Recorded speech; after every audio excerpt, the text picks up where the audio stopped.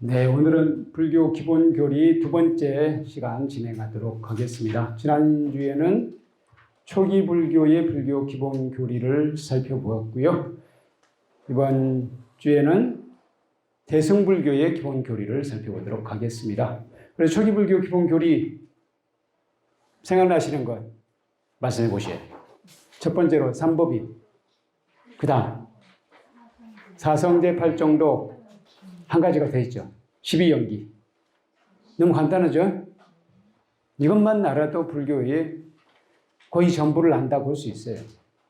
그런데 우리는 대승불자로서 또 다른 방법으로 우리 부처님의 가르침을 실천할 수가 있습니다.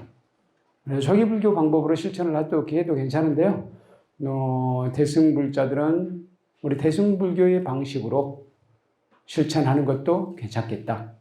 여러분들이 선택하셔도 괜찮습니다. 그럼 대승불교의 불자들은 어떻게 살 것이냐? 우리 불교의 가르침은 제가 한번 말씀을 드렸죠. 전반적으로 어떻게 살 것인가 하는 물음에 대한 답이다. 그런 물음에 대한 부처님의 가르침이다 라고 얘기할 수 있습니다. 네, 어떻게 살 것인가? 우리 대승불자들은 어떻게 살 것인가? 물론 우리 불자들은 어떻게 살 것인가? 이렇게 대답을 해도 괜찮은데 오늘은 이제 대승불교의 불교 기본 교리를 보니까 대승불자들은 어떻게 살 것인가?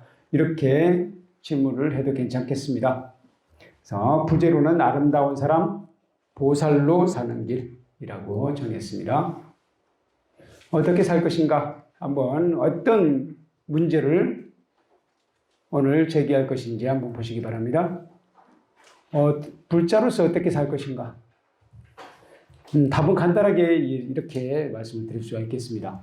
보살로서 살면 된다. 즉 보살행을 실천하면 된다. 이렇게 간단하게 말씀드릴 수 있습니다. 그러면 보살은 어떻게 살아야 하는가? 이 답이 나와야 되겠죠? 간단하게 결론을 먼저 말씀을 드립니다. 모든 중생과 더불어 행복하기를 발언하고 실천하면서도 실천했다는 것은 중생과 더불어 행복하기를 발언했으니까 중생을 행복하게 만들어주겠다, 만들겠다 그런 발언이 들어있는 거죠. 그래서 중생을 행복하게 해준다는 거예요. 그걸 실천합니다. 실천했으면서도 실천했다는 상을 갖지 않고 사는 것. 이게 보살행이에요. 뭐 어렵지 않죠? 그럼 보살은 무엇을 실천해야 하는가? 또 보도록 하겠습니다. 믿음으로 발언하여 육바라밀, 보시지계, 인욕, 정진, 선정, 반야, 바라밀을 실천하고 자비로서 회양한다. 이렇게 간단한 한 문장으로 정리할 수 있어요. 보살이 실천하는 것. 이렇게 간단하게 정리할 수 있습니다. 우리 현대인의 현실적인 보살행 실천 방법은 뭐냐? 이 부분은 나중에 다시 구체적으로는 또 다시 이야기할 거예요. 지금은 전체적인 개요를 말씀드리는 겁니다. 바로 보현행원을 일상 속에서 실천하면 된다. 그래서 오늘 살펴볼 내용이 바로 이거예요. 이게 전부입니다.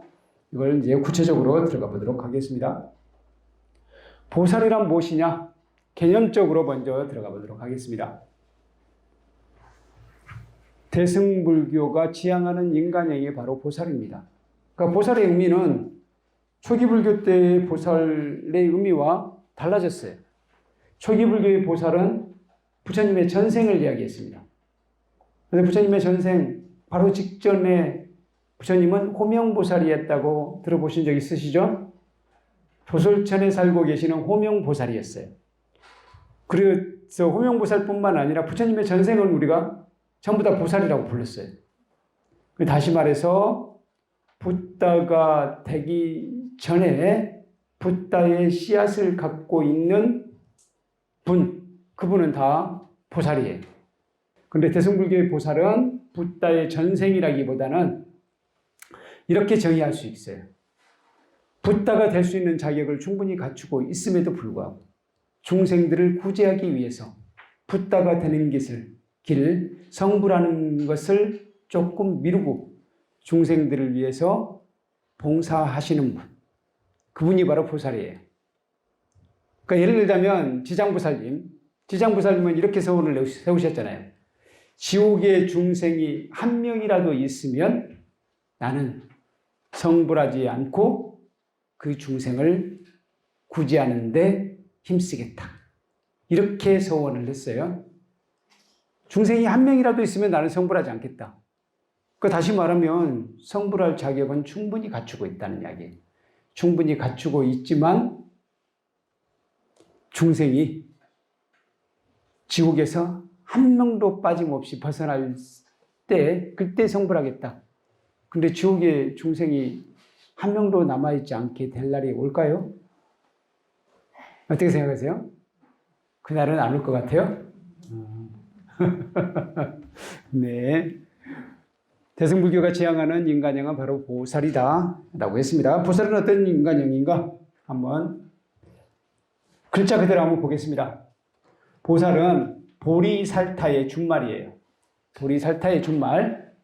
그러면 보리, 이건 제자이지만 우리가 불교 용어로 쓸 때는 보리라고 읽습니다. 제잖아요, 원칙적으로는. 그렇지만 보리라고 있고요. 살타가 됩니다. 보리살타. 보리살타. 이걸 빨리어로는 보디사타예요. 그리고 산스크리트로는 보디사트바예요. 그러면 보리살타의 어원은 산스크리트에서 왔습니까? 빨리에서 왔습니까? 빨리에서 왔다고 말씀하신 분 계시네요? 네, 박수 한번 쳐주세요. 맞습니다. 빨리에서 왔어요. 그런데 사전에는 꼭 이렇게 나와요. 산스크리트 보디사트바의 음사다 이렇게 나와요. 근데 정확한 말은 빨리어 보디사타의 음사다라고 하는 게 맞아요. 보세요. 보리살타가 보디사타에 가깝죠. 보디사트바에 가깝습니까? 보디사트바 훨씬 가깝죠? 그래서 보리는 깨달음이라는 뜻이에요. 사트바는 중생, 유정, 존재라는 뜻입니다. 중생. 그렇게 본다면 깨달음을 추구하는 존재. 또는 깨달은 존재하면은 붓다가 돼버리기 때문에 깨달음을 추구하는 존재가 맞습니다. 깨달음을 향해 나아가는 존재. 그가 바로 보살이에요. 보살입니다. 빨리어로도 마찬가지예요. 보디는 깨달음이고 사타는 이 사트바하고 같은 뜻이에요. 중생이라는 뜻입니다. 보리살타의 어원은 이렇게 돼요. 이 정도는 상식적으로도 좀 아실 것 같기도 하고, 모르셨으면 지금 아시면 되고요. 모든 중생을 구제하리란 서원을 세우고 끊임없이 실천하면서도 자신이 모든 중생을 구제하고 있다는 상이 없는 이, 그를 보살이라고 합니다. 금강경에 이렇게 나와 있어요. 그러면 금강경에 구체적으로 어떻게 나오는지 한번 보도록 하겠습니다. 금강경의 근본 질문이 이렇게 돼요. 한문을 읽지 않겠습니다. 한문으로 풀이를 해드릴까요? 세존이시여 선남자 선여인이 안욕따라 삼맥 삼보리심을 바라였을진데 응운하주 어떻게 머물며 어떻게 그 마음을 항복받으리이까. 선남자 선여인이 안욕따라 삼맥 삼보리심을 바라였다면 어떻게 머물고 어떻게 그 마음을 항복받아야 하겠습니까? 그런 뜻이에요. 그러니까 자신의 마음을 항복받는다는 이야기는 자신의 마음을 어떻게 제어해야 되겠습니까? 그런 말입니다. 무슨 뜻인지 아시겠죠? 해석을 한번 보실래요? 세존이시여 선남자 선여인이 안욕따라 삼맥 삼보리심을 바라였다면 어떻게 머물고 어떻게 그 마음을 항복받아야 합니까? 안욕따라 삼맥 삼보리심이라는 것은 이 원어로 이것까지 여기다 딱 써드렸어야 되는데 그걸 안 써놨기 때문에 한번 또 적어드려야 되겠네요. 삼맥 삼보리. 아니라는 것은 없다 또는 부정사예요. 부에 해당해요. 부. 또는 무라고도 했습니다. 웃다라는 위에 위. 그러면 한자로는 상이 되겠네요. 상. 삼은 정이고요. 이게 두 개 다 걸립니다. 삼맥 밑으로 들어가죠. 밑으로. 삼맥 이거 하면 정 등자가 됩니다. 우리 같다는 등자예요. 등식할 때 등자입니다. 3은 또 정이 되겠네요. 보디는 뭐죠? 많이 들어보셨잖아요. 아까 들어보셨잖아요. 깨달음이라고 했죠. 그러면 한자로 쓰면 깨달을 각자로 쓸 수 있잖아요. 깨달을 각자. 합쳐서 읽어보세요. 한번 읽어보세요. 무상정등정각. 무상정등정각이에요. 그러니까 위 없이 바르고 평등하고 바른 깨달음. 이렇게 되네요. 평등하게, 그러니까 바르게 평등하고 바른 깨달음이다. 이렇게 얘기해도 되고요. 무상정등정각을 루따라 삼맥삼보리라고 해요. 근데 그걸 한자로 그대로 표기하다 보니까 안욕따라 삼맥삼보리라고 한 거예요. 선남자 선녀인이 안욕따라 삼맥삼보리심을 바라였다면 위 없는 바르고 평등하고 바른 깨달음을 얻겠다는 마음을 가졌다. 그러니까 안욕따라 삼맥삼보리심을 바라였다면은 그러니까 그러한 깨달음을 얻겠다는 마음을 가졌다고 한다면 어떻게 머물고 어떻게 그 마음을 항복받아야 합니까? 이게 구마라집 스님이 번역한 거예요. 현장 스님이 번역한 것은 어떤가? 한번 보죠. 현장 스님이 번역한 것은 세존이시여 제유발취 보살승자. 그러니까 누군가가 발취, 보살승, 보살의 수레바퀴예요. 보살승의 취는 나아갈 취죠. 나아가고자 하는 마음을 냈다는 뜻이에요. 발은 하고자 하는 이라고 해도 됩니다. 누군가가 보살승에 나아가고자 한다면 응원하주 어떻게 머물며 운하 수행 어떻게 수행하며 어떻게 그 마음을 항복받으리까? 그 마음은 뭐예요? 보살승에 나아가고자 하는 마음이죠. 그런 마음을 어떻게 항복받으리까? 이렇게 되어 있어요. 이걸 제가 번역해 놓은 걸 한번 보세요. 세존이시여 보살승에 나아가고자 발원한 자는 어떻게 머물고 어떻게 수행하며 어떻게 그 마음을 섭복받아야 합니까? 섭복이나 항복이나 같은 말이라고 생각하면 돼요. 그러니까 내가 내 마음을 조정한다는 뜻이에요. 그 마음을 어떻게 조정해야 됩니까? 어떻게 그 마음을 써야 됩니까? 그런 뜻입니다. 이것의 산스크리트까지 한번 보시죠. 산스크리트는 해결을 그냥 해석해 놓은 것만 보여드리겠습니다. 세존이시여 보살승에 굳게 나아가는 선남자나 선녀인은 어떻게 머물러야 하고 어떻게 수행해야 하며 어떻게 그 마음을 조복받아야 합니까? 이 두 번역본 중에서 어떤 게 더 맞는 거 비슷한 것 같아요? 산스크리트본에 현장스님께 거의 똑같죠? 현장스님 이게 현장스님 거예요. 이거 여러분들이 주로 읽는 금강경은 누구의 판본입니까? 우리가 주로 읽는 건 우리 금강경사에도 주로 읽고 우리 종단에서 거의 읽는 것은 이거예요. 구마라집 스님 거예요. 그런데 산스크리트에 좀 더 가까운 것은 현장 스님 거다라고 볼 수 있어요. 보살승에 굳게 나아가는 선남자 선녀인은 어떻게 머물러야 하고 어떻게 수행해야 하며 어떻게 그 마음을 조복받아야 합니까? 그래서 보살승에 나아가고자 발원한 자는 이렇게 돼 있잖아요. 그런데 구마라집 스님은 여기를 안욕따라 삼백삼보리심이라고 했어요. 왜 그랬을까요? 아까 보살이라는 것은 깨달음을 추구하는 사람이라고 그랬잖아요. 깨달음을 추구하는 존재라고 그랬죠? 깨달음은 어떤 깨달음이냐면 바로 안우따라 삼맥삼보디예요. 그러니까 구마라지 스님은 아예 안우따라 삼맥삼보디라고 해버린 거예요. 그렇게 번역을 하신 거예요. 이렇게 질문을 하니까 부처님께서 대답을 하십니다.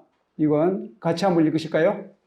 시작. 수보리여 여기 보살승에 굳게 나아가는 자는 이렇게 마음을 내어야 한다. 수보리여 중생들은 중생의 세계에서 중생이라는 무리 지어져 있나니 알에서 태어나는 것, 태에서 태어나는 것, 습기에서 태어나는 것, 화연하여 태어나는 것, 형상이 있는 것, 형상이 없는 것, 인식작용이 있는 것, 인식작용이 없는 것, 인식작용이 있는 것도 인식작용이 없는 것도 아닌 것, 그리고 다시 어떤 중생의 세계가 더 있다고 하더라도 나는 그들을 모두 무효열반의 경지로 완전히 열반에 들게 하리라. 그러나 이렇게 헤아릴 수 없는 많은 중생들을 완전히 열반에 들게 했다 하더라도 어떠한 중생도 완전히 열반에 든 자는 없다라고 마음을 내어야 한다예요. 없다라고 마음을 내야 돼요. 이렇게 마음을 내야 된대요. 이걸 요약하자면 이거예요. 내가 보살은 이래야 된다는 거예요. 모든 중생들을 무여 열반의 경기로 안전히 열반에 들게 하리라. 그렇게 많은 중생들을 열반에 들게 했다 하더라도 그중 한 명도 내가 열반에 들게 한 자는 없다라고 마음을 내야 된대요. 이 말은 무슨 말이냐면 보살은 열심히 중생들을 교화하는 거예요. 중생들을 교화해서 열반계에 들게 해요. 무여 열반계에 멸독해 해요. 그렇게 많이 했다 하더라도 내가 한 것은 하나도 없다. 라는 마음을 내야 된대. 이런 마음을 내실 수 있겠어요? 이게 금강경의 핵심이에요. 금강경에 총체적으로 이야기한다면 이 한 문장으로 되어 있죠. 한 문장은 아니네. 이 한 문단으로 이야기할 수 있어요. 이게 금강경의 전체의 뜻이라고 해도 돼요. 그런데 그걸 실천하기는 또 쉽지 않답니다. 그래서 보살이 뭘 실천하느냐? 바로 6가지 바라밀을 실천해요. 6가지 바라밀. 바라밀은 뭐냐?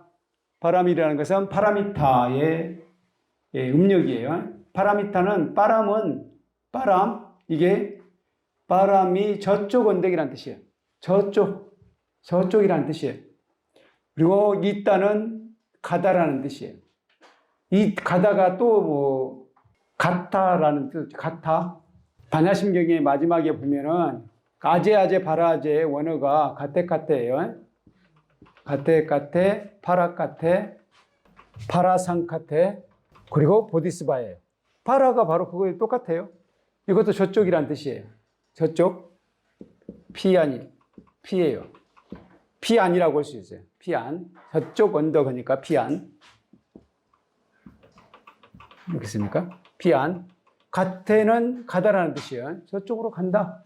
이거 이렇게도 번역을 하더라고요. 그래서 가세, 저쪽으로 가세.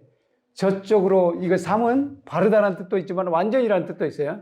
저쪽으로 완전히 가세. 보디스바는 마지막에 이런 보디는 깨달음이라는 뜻이고 스바하는 번역을 안 합니다. 이건 보통 원만하여지이다 라는 그런 의미를 갖기도 하고, 근데 이거는 이제 수하고 아하하고 합쳐진 거예요.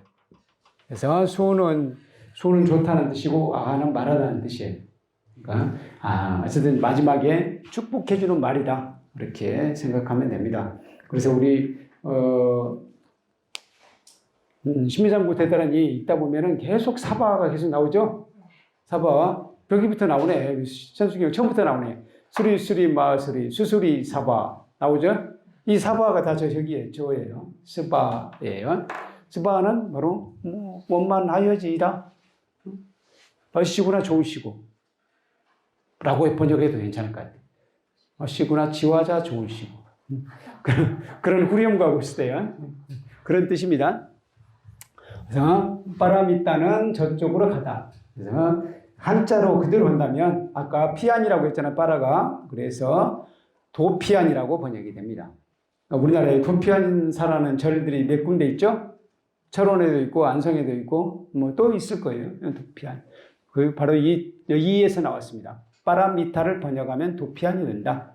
그리고 빠라미타 저쪽으로 간다는 뜻은 뭐냐면 저쪽은 부처님이 계신 곳 또는 번뇌가 없어진 곳, 그런 곳이라는 의미가 있기 때문에 빠라미타는 완성이라는 의미도 있어요. 완성. 그래서 완성으로 가는 길, 완성된 것라고 또 합니다. 이 차 안에서, 이 고통스러운 차 안에서 해탈 열반의 세계인 피안으로 가는 것을 바로 빠라미타라고 한다. 그런데 그쪽으로 가기 위한 여러 행위들, 그 행위들을 바라밀행이라고 해요. 바라밀에는 6가지가 흔히 있다고 하는데요. 6가지는 간단합니다.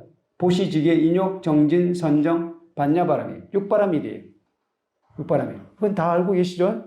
8정도보다는 6바라밀이 좀 외기가 쉽죠? 6바라밀은 거의 다 외우고 계시는 것 같은데. 8정도 6바라밀, 이것들은 내 몸이 돼야 돼요. 그러니까 이걸 막 머릿속에서 막 굴려가지고 생각해야만 나오는 것, 나와서는 안 돼요.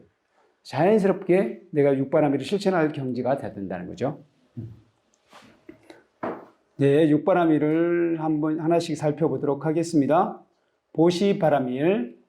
보시바라밀은 상대방에게 몸과 말과 마음으로 신구이 삼업으로 아낌없이 베푸는 것을 이야기합니다. 보시의 종류에는 이렇게 나와 있어요. 제시법시 무예시다. 제시는 계행을 지녀 스스로를 단속하고 모든 중생의 재물을 침범하지 않는 것이기인데, 한편으로는 나의 재물을 주는 것, 나의 재물을 베푸는 것, 그게 제보시예요. 제보시, 제시라고 합니다. 두 번째, 법시는 법보시라고도 하죠. 중생이 흠모할 만한 행동을 하거나 그들에게 법을 설해, 이게 중요하네요. 깨닫게 하거나 계행을 굳게 지녀 일체 중생을 위해 공양의 복밭이 되어주고 중생으로 하여금 무량한 복을 얻게 하는 것. 설명이 좀 어렵습니까? 이건 그럼 이렇게 간단하게 얘기하죠. 그들에게 법을 설해 깨닫게 하는 것. 이게 대표적인 법보시예요. 법보시는 법을 가르쳐 주는 것. 그게 법보시입니다. 법공양이라고도 하죠. 마지막으로 무의시, 계를 지녀 해치지 않는 것 또는 상대방을 두려워하지 않게 도와주는 것. 두려움을 없애주는 것도 역시 보시에 해당합니다. 보시의 5가지 이익은 보시를 하면 이런 이익이 있대요. 보시를 하면 첫 번째, 많은 사람들이 좋아하며 마음에 들어가고. 요건 이해 가시죠? 뭐 선물을 주거나 그러면 좋아하잖아요. 착하고 참된 사람들이 가까이 한답니다.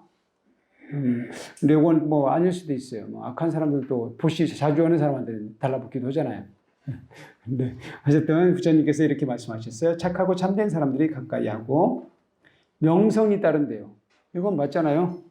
뭐 크게 보시한 사람들, 뭐 작게 보시한 사람들은 어쨌든 그분은 우리가 칭송하고 칭찬하고 기려주잖아요. 명성이 따른다는 건 맞잖아요. 그리고 제가자의 법으로부터 멀어지지 않고, 이 법이라는 것은 법도라고 생각하면 돼요. 그 법도, 마땅히 지켜야 할 법도로부터 멀어지지 않는다 하는 것이고요. 마지막이 여러분들이 제일 좋아하는 것 같아요. 몸이 무너져 죽은 뒤에 좋은 곳 천상에 태어난다. 좋은 곳에 태어난대요. 천상에, 하늘나라에 태어난다 라고 부처님께서 말씀하셨어요. 그래서 부처님은 초기에 초심자가 오면 꼭 보시의 이익을 얘기해 줬어요. 2가지를 해줬어요. 보시의 이익, 그리고 계율을 지키는 것의 이익. 그리고 보시와 계율을 지키게 되면 어디에 간다? 죽어서 죽은 후에 천상에 간다 라는 것을 말씀하셨어요. 그렇게 얘기를 하면 그 당시 인도 민중들은 다 솔깃했던 것 같아요. 그러면 그 다음에 부처님께서 사성제 8종도를 그 다음에 이야기해 줬습니다. 이렇게 아주 가벼운 것부터, 보시 지게가 좀 가벼운 내용이라는 거예요. 좀 쉬운 내용. 그래서 그렇게 지켜가면 착한 일을 하게 되면 천상에 간다. 그렇게 했을 때 부처님의 가르침을 제일 듣고 싶어 한다는 거예요, 사람들이. 그래서 꼭 보시의 이익, 이 몸이 무너져 죽은 뒤에 천상에 태어난다. 계율의 이익, 계율을 지키는 것도 마찬가지로 천상에 태어난다 그랬어요. 그 말씀부터 먼저 하셨다는 겁니다. 보시 바라밀을 더 살펴보도록 하겠습니다. 보시 가운데 법보시가 으뜸이라는 말씀 많이 들어보셨죠?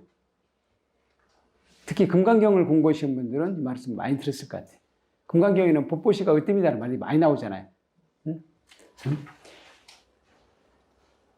법보시가 으뜸인 이유를 이렇게 말씀하셨어요. 모든 부처님들은 법을 존중하기 때문이고요. 부처님의 말씀대로 수행하는 것이 부처님을 출생하게 하기 때문입니다. 그러니까 다시 말해서 법보시라는 것은 뭐냐면 부처님의 가르침을 전해주는 것이잖아요. 부처님의 가르침을 전해준다는 것은 부처님의 가르침을 듣고 그가 실천하게 만들어준다는 뜻이에요. 실천하게 만들어준다는 거예요. 실천하게 만들어주면 우리 대승불교에서는 그가 붓다가 될 수 있다고 그러잖아요. 붓다로서 살 수 있다고 이야기하죠. 붓다로서 살게 한다면 그것보다 좋은 공덕이 어디 있겠어요? 그렇지 않습니까? 그래서 법보시가 으뜸이라고 하는 거예요. 만약 모든 보살들이 법공양을 행하면 이것이 곧 부처님께 공양함을 성취하는 것이며, 그러니까 내가 여러 법부님들께 법을 설해서 여러분들이 부처가 된다면 제가 법을 설한 것 자체가 부처님께 공양한 것이 되잖아요. 그런데 부처가 될 가능성이 없는 얘기에 공양을 했다. 그렇다면 부처님께 공양한 것이 아니잖아요. 그러니까 부처님께 공양하는 게 최고의 공덕입니다. 그래서 법공양이 으뜸이라고 이야기하는 거예요. 부처님을 만드는 것이기 때문에. 부처님을 만들어서 부처님께 드리는 것하고 같은 거예요. 법공양이라는 것은. 그래서 법공양이 으뜸이라고 하는 것입니다. 이와 같이 수행함이 진실한 공양이기 때문입니다. 이렇게 말씀하셨습니다. 무주상 보시가 으뜸이다. 결론적으로 이거 보십시오. 이론적으로는 무주상 법보시가 최상의 보시이지만 엄밀히 말해 최상의 보시라는 관념도 없어야 한다. 진정한 보시의 실천자는 오직 집착 없는 보시를 할 뿐이다. 그래서 무주상 법보시가 으뜸이다 라고 이야기하고 있는데요. 저는 사실은 그것도 상이라고 생각해요. 무주상 법보시가 으뜸이라는 것도 상이라는 거예요. 그냥 중생이 필요로 하는 것을 제공해주면 되는 것이지, 법보시가 으뜸이니까 나는 법보시를 해야 되겠다. 이런 마음을 가지면 벌써 상이라는 거예요. 아까 이야기했잖아요. 만 중생을 구제하고서도 구제했다는 상을 갖지 말라 그랬잖아요. 그랬는데 나는 법보시가 으뜸이라고 했으니까 법보시를 하려다. 이 말 자체에 이미 상이 들어있는 거 아니에요? 그래서 저는 무주상 법보시가 으뜸이다. 그건 논리적으로는 맞다고 생각하지만 엄밀히 말하면 그냥 무주상 보시라고만 이야기해야 돼요. 법보시가 중요하다기보다는 무주상 보시가 중요하다라고 할 수 있겠습니다.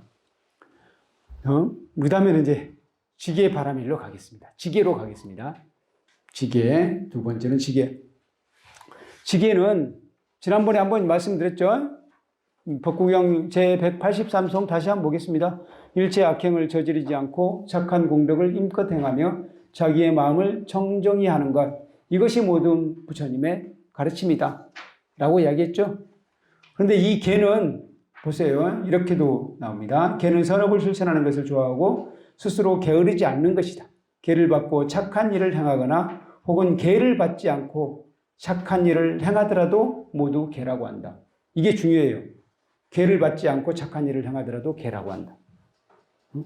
그래서 부처님께서 거의 보면은 처음에 제 야사를 만났을 때 야사는 최초로 5비구 외에 처음으로 출가한 이가 야사예요. 그 말씀 부처님의 생애 때 해서 자세히는 말씀드리지 못했지만 얘기를 했던 것 같은데, 처음으로 출가한 이가 야사입니다. 근데 야사가 왔을 때 부처님께서 보시의 공덕, 계율을 지키는 것의 공덕을 이야기했다고 했거든요. 근데 그 야사는 계율을 받지 않았잖아요. 계를 받지 않았잖아요.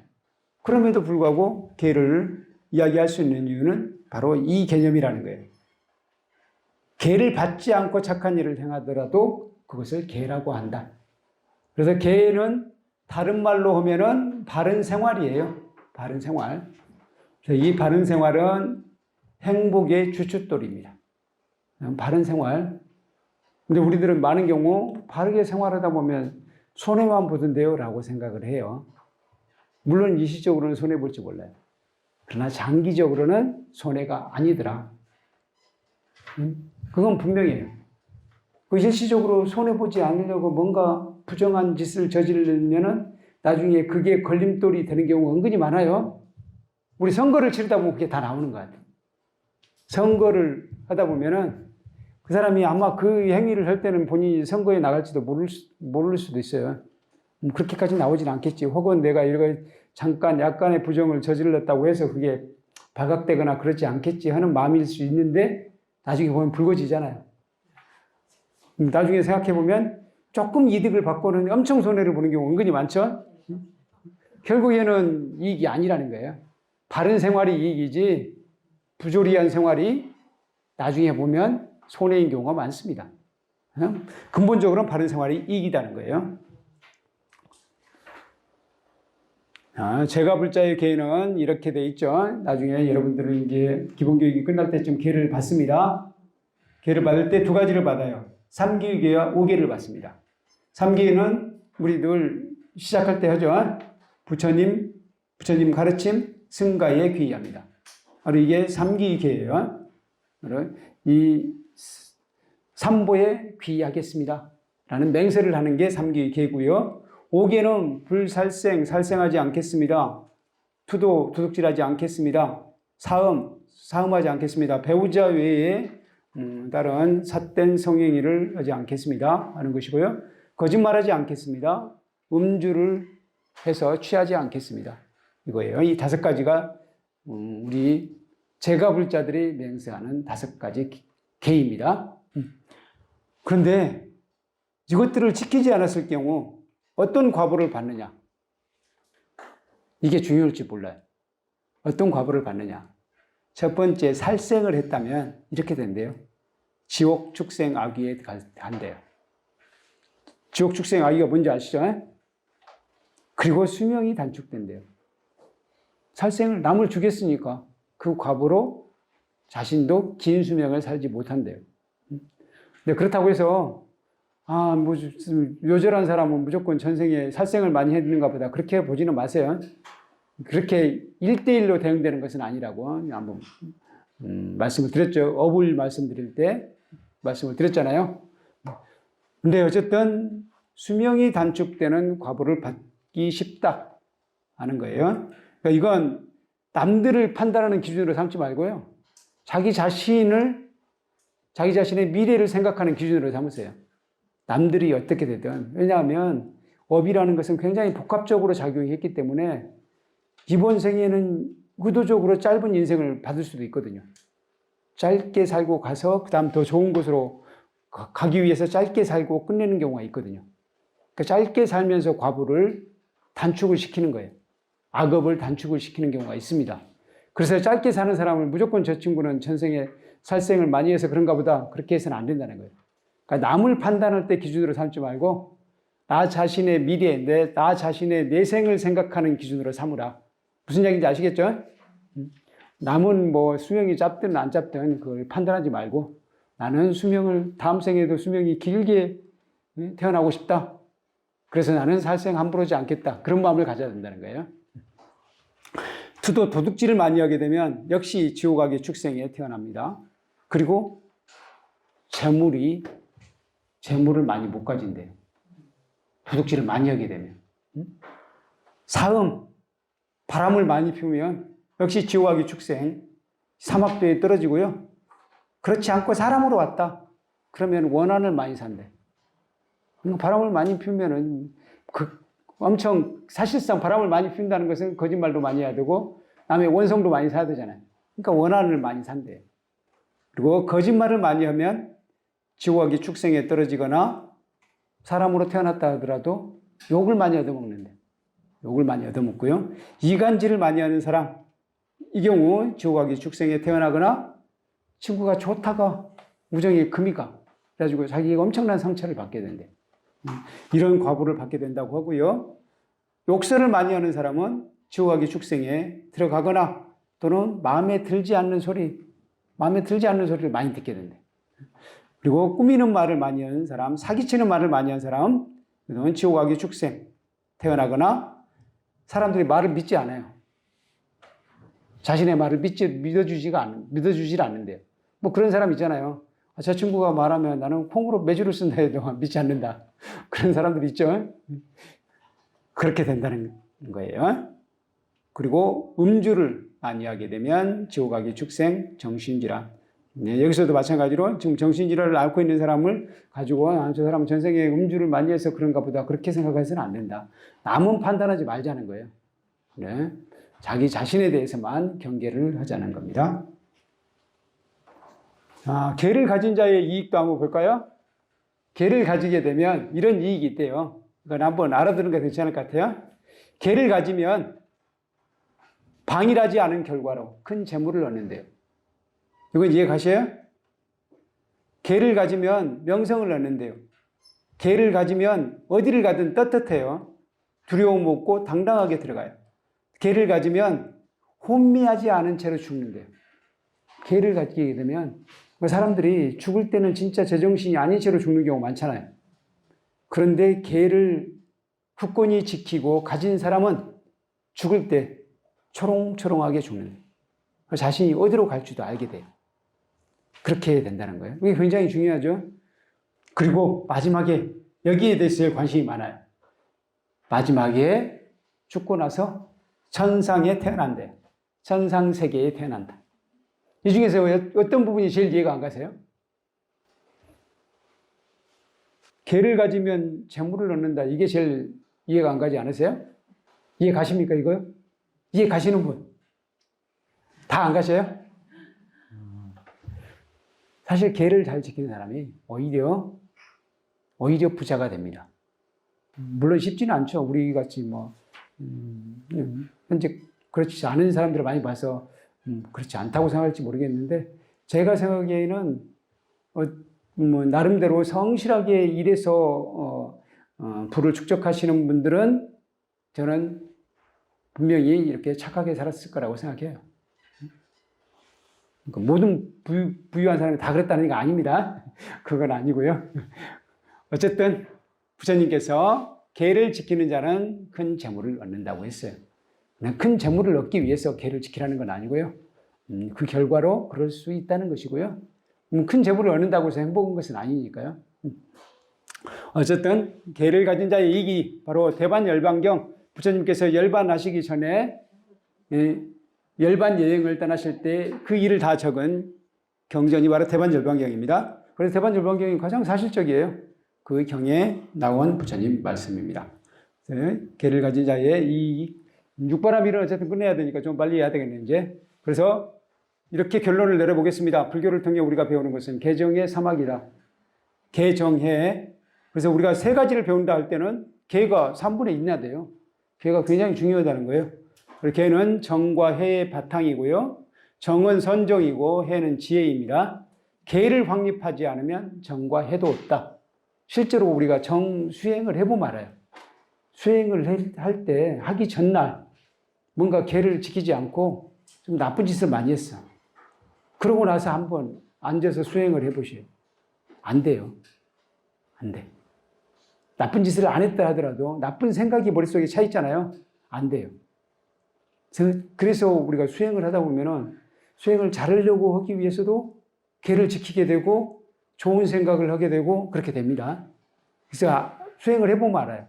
아, 내가 좋은 마음을 먹어야 되겠구나. 착한 마음을 먹어야 이게 되는구나. 그걸 느낍니다. 그래서 개가 바탕이 된다는 거예요. 개의 바른 생활이야말로 불교 수행에서 가장 기본적인 것이자 가장 중요한 것입니다. 그래서 이분들이 지금 개를 받기 위해서 이렇게 장기 합장을 하고 있네요. 지게 바라밀이고요. 이제 인욕바라밀부터는 빨리 나가겠습니다. 저는 근데 제일 중요한 것이 이 제일 중요한 것이 저는 보시지게 인욕이라고 생각해요. 실제 금강경에서도 보시지게 인욕 이 세 가지만 나옵니다. 나머지는 사실상 안 나와요. 반야바라밀은 나온다고 할 수 있죠. 금강 반야바라밀 경이잖아요. 그러니까 반야바라밀은 당연히 들어간 거고, 그러니까 기본이 반야바라밀이고 실제 구체적인 바라밀의 예로 금강경에 나오는 것은 보시바라밀이 제일 많이 나오고요. 지기의 인욕바라밀만 나온다는 거예요. 그건 다시 말해서 무슨 말이냐. 대승불자들이 가장 중시해야 될 것은 세 가지다. 보시, 지기, 인욕이다. 이렇게 이야기할 수 있습니다. 그래서 보시, 지기, 인욕만 제가 좀 자세히 말씀을 드리는 거예요. 인욕의 바탕은 자비심이다. 기본적으로 자비심을 바탕으로 그러니까 간단하게 말하면 참는 것인데 자비심을 바탕으로 참는 것이다. 인욕이란 무엇인가? 괴로움을 당해도 괴로워하거나 싫어하지 않고 마음이 동요되지 않는 것. 특히 괴로움을 우리는 모욕을 당했을 때 괴롭잖아요. 모욕을 당했을 때, 남이 나를 욕했을 때, 남이 나를 무시했을 때, 이럴 때 제일 기분 나쁘다 그러더라고요. 나는 무시당하지 않기 위해서 사람들이 그래서 나는 내 형편에는 티코가 가장 어울리는데 요즘에는 티코 잘 모를 수도 있겠구나. 그래서 티코가 제일 어울리는데 티코를 몰지 않고 그랜저를 본다. 그게 바로 무시당하지 않기 위해서래요. 실제로 그런 마음이 많아요. 남자들은. 보살님은 이해 못 하시겠죠? 보여주는 게 많이 치중을 하잖아요. 네. 보여주는 게 다라고 생각하기 때문에 네, 맞아요. 과시를 하는 것 같아요. 네. 그걸 과시하는. 그래서 어쨌든 무시당하면 기분 나쁘잖아요. 그걸 제일 싫어한다는 거예요, 사람들은. 근데 그랬다 하더라도 그때 화내는 마음을 일으키지 않는 것. 이게 인욕이에요. 이게 인욕이라는 거예요. 즐거운 일이 생겨도 지나치게 기뻐하지 않고 마음이 들뜨지 않는 것. 이것도 인욕이래. 뭐 그렇다고 해서 축구할 때 골인을 넣는데 국가대표로 나가서 골인을 넣는데 뭐 기뻐하지 말라고 하니까 그냥 뻣뻣하게 걸어온다? 그건 좀 아닌 것 같죠? 뭐 그럴 때 기뻐하는 것도 괜찮죠. 근데 다만 마음이 동요하지 않는다는 거예요. 마음이 흔들려가지고 너무 들뜨거나 그러지 않는다는 거예요. 다른 사람의 허물과 잘못을 자비심으로 바라보는 것. 그래서 저도 한때는 막 잘못된 것을 못 참는 사람 있잖아요. 남이 잘못된 것 못 참는 사람, 불의를 보면 못 참는 거, 불의를 보고 참지 않는 것, 저는 그건 뭐 괜찮다고 생각해요. 왜냐하면 불의를 보고 자기 자신의 몸의 안위를 돌보지 않고 나서서 막 얘기하시는 분들 있잖아요. 뭐 그런 건 나쁘지 않은데, 근데 지나치게 남이 좀만 잘못해도 지적하는 거 있잖아요. 그런 사람 있죠? 조금만 잘못해도 지적하는 거, 그건 아닌 것 같아요. 그건 우리 불자들의 태도가 아니에요. 그건 인욕의 태도가 아닙니다. 남의 잘못은 너그럽게 봐주는 거예요. 그래서 만해 한용운 스님은 만해 스님은 이렇게 이야기해요. 남에게는 항상 너그럽고 자신에게는 엄격해야 한다. 이렇게 이야기했어요. 그게 바로 인욕이에요. 남에게는 항상 자비심으로 관용해야 돼. 그런 것이 바로 인욕이다 하는 것이에요. 인욕의 마음을 내는 5가지 인연은 악의와도 보복하지 않는 것이고요. 무상함을 관찰하는 것이래요. 무상함이라는 것은 항상 하지 않는다는 거예요.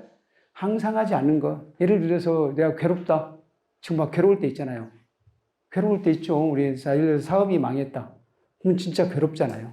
빚이 많다. 괴롭잖아요. 그럴 때, 이 상태가 영원한 것은 아니다고. 영원한 것은 아니라고 생각한다는 거예요. 지금 실제로 영원하지 않잖아요. 영원하지 않잖아요. 영원하지 않다고 관찰하는 거. 영원하지 않다고 생각하면 견딜 수가 있다는 거예요. 이 또한 지나가리라. 누군가 그런 아이디를 쓴 사람도 있는 것 같은데요. 이 또한 지나가리라. 그게 맞는 거예요.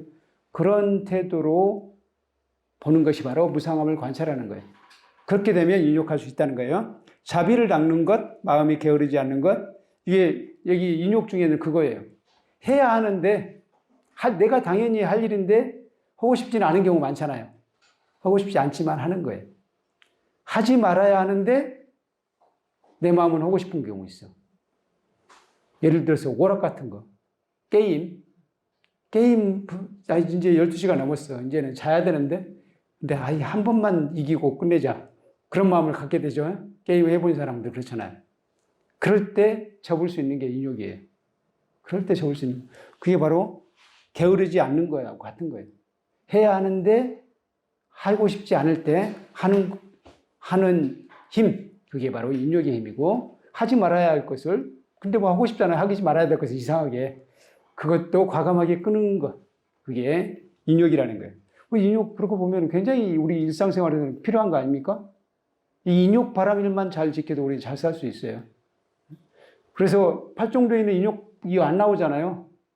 물론 바른 생활 속에, 바른 행위 속에 들어가 있다고 할 수 있지만, 구체적으로 인욕이 안 나와 있지만, 근데 육바람일에는 인욕이 굉장히 중요하게 나와 있다는 거죠. 근데 실제 우리가 이 덕목을 살펴보면은, 우리 일상생활에서 많이 필요합니다. 성냄을 끊어 없애버리는 것. 화가 났을 때, 진짜 화가 날 때 많잖아요. 꼭지가 돌 때 많잖아요. 그럴 때 가라앉힐 수 있는 것. 그게 인욕이라고 합니다. 그게 인욕입니다. 인욕바람일. 그래서 부드러운 말로 신구이, 삼업을 청정히 하는 것. 이렇게. 또 이런 경우에도 인욕을 발휘해야 된다고 하는데 이건 생략하겠습니다. 시간이 많이 돼서요. 보왕산매론 이런 거 있죠. 병이 없으면 탐욕이 생기기 쉽기 때문에 병이 없기를 바라지 않는 것. 예를 들자면 이것도 너무 간단하게 넘어가겠습니다. 정진, 선정, 바람일. 정진은 뭐 열심히 하는 것이에요. 열심히 하는 방법은 이거래요. 무엇을 하겠다는 뜻을 일으키는 것. 무엇을 하겠다는 뜻은 원을 여기는 욕이라고 썼는데 하고자 할 욕자를 썼는데 원을 일으키는 거예요. 목표를 설정하는 거예요. 그리고 부지런히 앞으로 나아가는 거예요. 목표를 설정했으면 그 목표를 향해서 부지런히 나아가는 것. 그리고 머뭇거리거나 머물지 않도록 스스로를 자꾸 격려해 주는 것. 이게 바로 정진입니다. 우리 수행할 때 또 공부할 때 이런 마음으로 하지 않나요? 이런 마음으로 하죠. 예를 들어서 대학 입시를 준비하는 학생이라고 한다면 대학에 합격해야 되겠다. 그런 원을 세우잖아요. 원을 세우고 계속 정진하는 것이죠. 그럴 때 하다 보면은 사실 쉬고 싶어지고 좀 놀고 싶어지고 그러잖아요. 그럴 때 자기를 계속 격려해 주면서 다져나가는 거죠. 그게 바로 정진바람일이다. 그러니까 우리 일상생활에서 정진바람일 정말 필요하지 않겠습니까? 실제로 일상생활에서 우리가 잘 살기 위해서 필요합니다. 정진바람일이 있고 선정바람일은 마음을 고요히 가라앉히는 거예요. 고요한 마음. 개정의 사막을 배운다고 했잖아요. 그게 이 선정이에요. 마음을 하나의 대상에 집중해서. 하나의 대상, 제일 많이 활용하는 것이 숨이에요, 숨. 호흡이에요. 호흡을 관찰하는 게 제일 좋아요. 왜 그러냐면, 호흡은 집에다 놔둔 적 있습니까? 호흡은 항상 가지고 다니잖아요. 그렇기 때문에 호흡은 어디를 가도 있는 거예요. 어디를 가도 나와 함께 있어요. 그래서 호흡을 관찰하는 게 가장 유리합니다. 호흡을 관찰해야 사실상 부작용도 없어요. 다른 어떤 물질을 관찰하거나 그런 경우는 약간 부작용이 있을 가능성이 높습니다.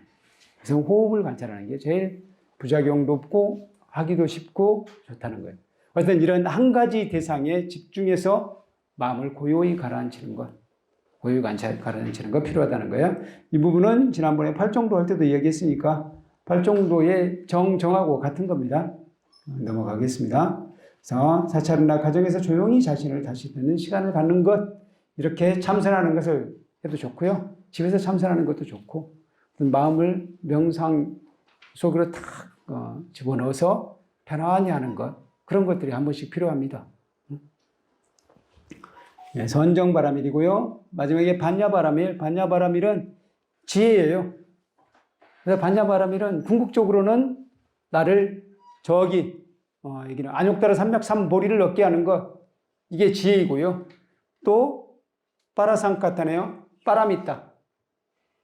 저 언덕으로 가게 해주는 것, 그게 지혜예요.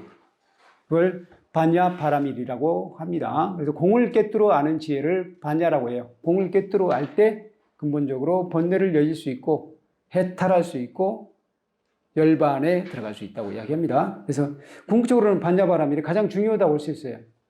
근데 그럼에도 불구하고 우리는 여기서 더 쉽게 실천할 수 있는 것, 보시바람일, 지게바람일, 인욕바람일을 저는 더 중시합니다. 그걸 더 쉬운 것을 실천하게 되면 자연스럽게 반야바람일도 성취된다. 저는 이렇게 보고 있어요. 근데 또 다른 입장에서는 반야바람일을 성취하면 다른 것은 자연스럽게 된다. 이렇게도 이야기하는데 저는 그 입장은 아니에요. 저는 보시, 지게, 인욕, 이 바람일을 충실히 닦아 나가면 자연스럽게 반야바람일도 성취된다. 저는 이쪽으로 방향을 잡고 있습니다. 반야의 지혜란 실천적인 지혜를 이야기하는 것이고요. 그러니까 머릿속으로 아는 것을 이야기한 거 아닙니다. 실천적인 지혜를 이야기해요. 그래서 이 반야바람일은 탁 트인 자유, 걸림없는 자유를 주는 것입니다. 그래서 반야바람일은 나머지 5바람일의 근저가 돼요. 그래서 이 팔정도에서는 이 의미를 분명히 보여주고 있어요. 팔정도의 맨 처음이 뭐죠? 정견이잖아요. 견은 지혜하고 같은 것이거든요. 그러니까 바른 견해로부터 시작돼. 그런데 우리 육바라밀에는 맨 먼저 뭐가 나오죠? 보시부터 나오죠? 보시, 지계, 인욕부터 나와요. 다시 말하면 행동부터 먼저 나온 거예요. 이런 초기 불교에서는 바른 견해가 중요해요. 근데 이 말은 바른 견해를 맨 앞에 놓은 것도 똑같은 말이에요. 그러니까 바른 견해가 모든 것의 중심이라고 이야기되는 거거든요. 팔정도에서는. 근데 이 말도 뭐 틀린 건 아니에요. 그러나 저는 실천부터 가능하다라고 생각합니다. 그래서 실천하는 것을 우선시해야 된다라는 입장인데요. 저는 뭐 두 가지가 다 괜찮다고 생각해요. 반야바라미를 모든 것에 근지에 놓고 반야바라미를 터득하는 것을 목적으로 삼는다. 뭐 괜찮다고 생각해요. 그렇지만 저는 보시지기의 인욕을 실천하는 게 더 빠른 길이고 보살로서 더 유용한 길이다. 저는 이렇게 보고 있습니다. 자, 육바라밀은 반야바라밀을 공통으로 간직하고 있다 하는 거고요. 이제 십바라밀은 쉬었다가 하겠습니다.